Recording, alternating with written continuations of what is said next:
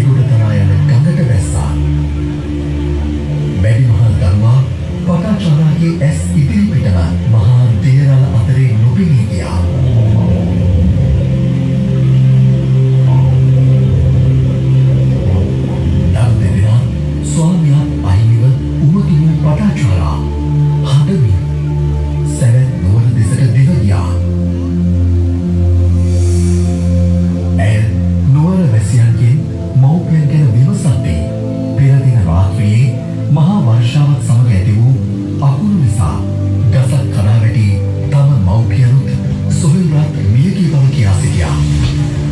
ඒ අසල ගෙන්වෙන් දැවෙන දරු සෑයක ඔහුගේ සිරුරු දැවෙමින් තිබුණා. ස්වාමියාත් දරු දෙදෙනාත් මව්පියනුත් අහිමි වූ පටාචාරාව උමතුවෙන් නගරේ වීදි පුරා දිව යන්නට වුණා. නිරුවතින් ඇය වීදි පුරා දිව යන විට මිනිසුන් අපහාස කර ගල්කසා ඇය පන්නා දැමුවා.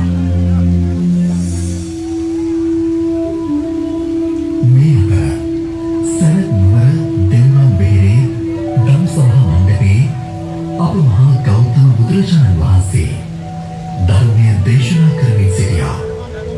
උමතුවෙන් දෙව්රම් බෙහෙරට පැමිණි පටාචාරා බුදුරජාණන් වහන්සේ ඉදිරියට පැමිණියා. සියලු කාරණා මනා නුවණින් දුටු බුදුරජාණන් වහන්සේ ඇයට ධර්මය දේශනා කරන විට ඇය පියවි සිහිය ලැබුවා.